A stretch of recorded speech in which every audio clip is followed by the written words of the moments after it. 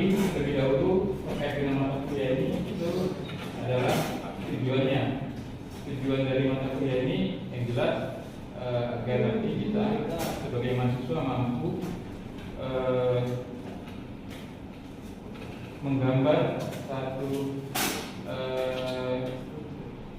desain yang nanti memang itu bisa diterapkan di lapangan ya. Artinya menggambar rekayasa bukan menggambar ilustrasi atau menggambar lukisan dan lainnya. Jadi nanti banyak notasi-notasi, kemudian persyaratan untuk gambar konstruksi yang harus kita pahami terlebih dahulu. Kemudian bagaimana memproyeksikan gambar. Selanjutnya juga bagaimana kita memahami tentang konstruksi atap baja, menggambar konstruksi kayu. Kemudian sampai pada terakhir kita nanti ada materi terkait dengan menggambar jaringan utilitas.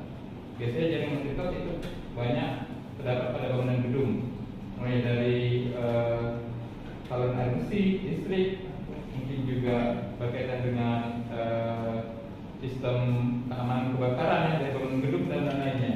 Jadi itu mungkin yang menjadi capaian pembelajaran kita nanti di mata kuliah ini.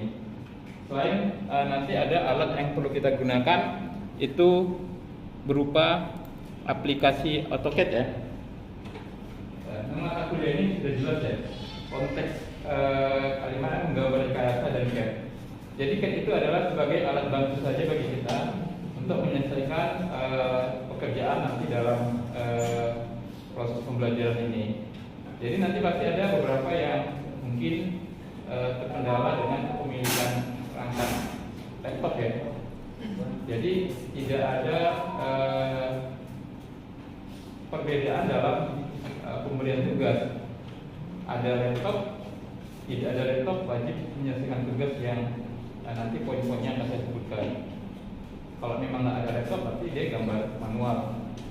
Jadi masing-masing ada konsekuensinya kalau nanti tugas tidak diselesaikan. Jadi nanti penilaian kita untuk persentasenya itu ada di ya, berapa persentase tugas mandiri, terstruktur, dan juga nanti dari komponen tatap muka ya, kehadiran. Kita sudah kembali ke seperti jam perkuliahan awal itu 100 menit. Ini kembali saya jelaskan kontrak perkuliahan ya. Artinya untuk minimal kehadiran sudah berlaku mulai semester ini. Kemarin ada beberapa mahasiswa yang mungkin merasa ya mungkin seperti mendapat dispensasi ya. Sebenarnya enggak, karena kemarin kita masih kuliahnya 70 menit ya. Nah, itu masih ada arahan dari pimpinan fakultas kalau kehadiran tidak menjadi syarat utama dalam kelulusan. Tahun ini semester ini berarti kalau 10 kali tidak sampai dia hadir, otomatis dia tidak lulus. Kemarin ada yang 8 kali. Tapi karena dia bagus ya katanya, tugasnya, ujiannya sudah bagus, saya buat 10 kali. Karena kalau tetap 8 kali saya buat, dia pasti close, gak ada nilai, ngulang yang terdepan. Jadi kalau untuk tahun ini, yang semester ini, untuk mata kuliah ini tidak lagi berlaku. 10 kali nggak hadir, 4 kali nggak hadir berarti dia tidak lulus. Oke, kira-kira bagaimana metode pelaksanaan perkuliahan kita? Kita nanti menggunakan metode project learning, nanti berbasis proyek.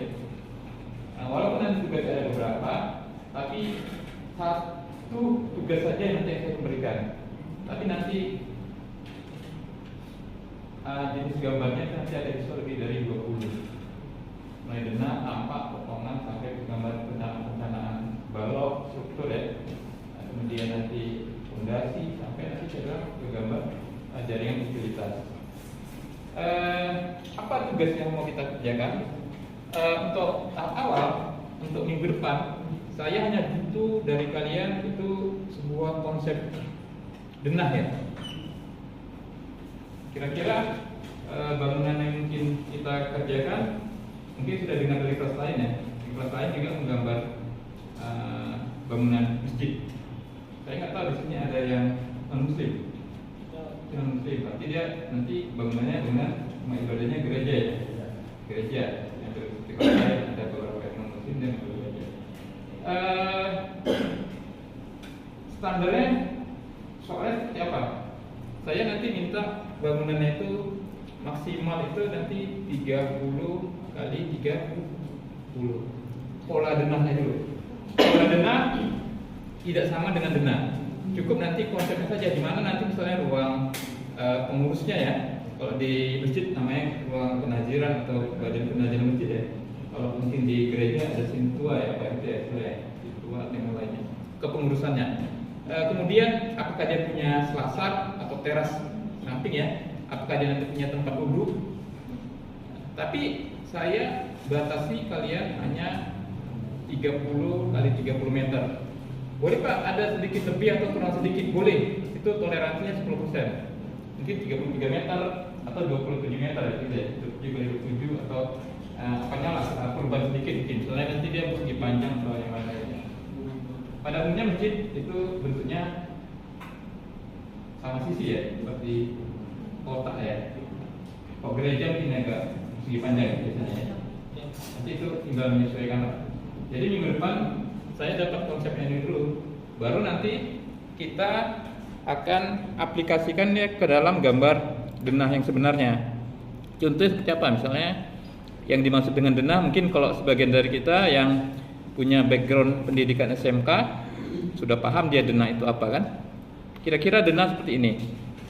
Jadi di dalam penggambaran denah ada standarnya juga, ada persyaratan apa-apa saja komponen yang terdapat pada denah sehingga banyak informasi yang bisa disampaikan.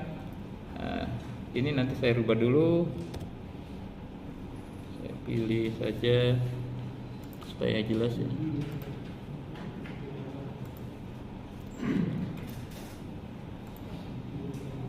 Jadi gampang lihatnya. Contoh denah yang standar pada umumnya kurang lebih seperti ini. Jadi apa aja yang ada pada denah? Ini kurang jelas, kurang besar. Saya besarkan lagi. Sebagiannya kita lihat apa saja yang ada pada denah suatu bangunan. Kebetulan saya ambil contohnya ini adalah bangunan masjid ya, gedung ya. Kita belum sampai ke jembatan atau mungkin ke bangunan infrastruktur yang lain. Ini bangunan paling sederhana yang mungkin paling gampang nanti untuk mempelajarinya dan memahaminya. Di dalam denah pasti dia akan menunjukkan struktur vertikal. Vertikalnya itu ada kolom.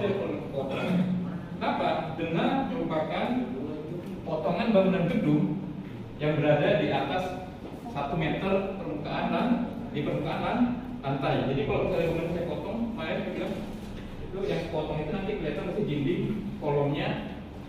Kemudian juga nanti kalau ada bukaan pintunya itu pasti akan potong dia. Jadi itu semua ditampilkan di dalam Nah, jadi nanti apa kaitannya ke pola denah yang nanti mau kalian buat dulu konsepnya mungkin. Boleh masjidnya sudah ada, boleh nanti masjidnya didesain sendiri silakan. Ternyata kalau semua dari kita yang orang Muslim atau yang Kristen juga pasti pernah datang ke rumah ibadah yang cuma ini masjid pergi ke gereja. Jadi pahamlah kira-kira apa aja yang ada di dalam masjid atau di gereja terkait dengan komponen bangunannya. Jadi nanti bawa jadi mungkin satu garis pakai pensil atau pakai kertas milimeter ya silakan. Kemudian kita pindahkan ke dalam AutoCAD. Kalau tadi baru konsep, kita rubah dia jadi satu gambar bagian dari gambar DED atau gambar bestek ya, atau kerjaan di lapangan. Jadi setelah kita selesaikan, paling enggak satu gambar ini bisa mewakili dari gambar lainnya. Untuk melakukan pekerjaan awal di lapangan. Nggak perlu saya berhubungan dengan orang langsung, misalnya dia desain masjidnya seperti yang digambarkan seperti ini, ada ukuran, ada notasi, ada elevasi dan yang lainnya ya. Dia cukup nyampein gambar ke saya, dia nggak perlu ikut gitu. Kita kalau kembali ke profil tamatan fungsi itu kan ada 2, konsultan pengawas sama kontraktor pelaksana ya. Berarti banyak di lapangan nih sebenarnya. Mungkin di perencanaan mungkin sedikit ya. Tapi dia harus terbaca gambarnya. Oke, diberi ke saya sudah bisa. Paling enggak sebelum ada gambar yang lain, saya sudah bisa tarik boplang di sini. Boplang tak ya? Tarik boplang.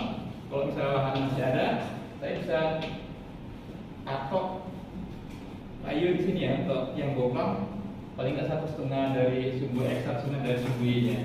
Kita tarik boklong untuk cari siku bangunan. Dari situ saya sudah bisa memerintahkan pekerja saya, tenaga kerja yang ada di lapangan untuk mulai lakukan penggorekan fondasi, di mana yang perlu lubangnya dalam, di mana perlu lubangnya yang untuk fondasi menerus. Ya kan? Kalau dia strukturnya kolom utama, pasti dia perlu fondasi sistem 4. Ini bawahnya ada fondasi 4, boleh yang panjang, boleh footplate, boleh fondasi jenis fondasi dalam jenis lainnya. Jadi di sini kita paham dan bisa dikerjakan untuk pekerjaan awal.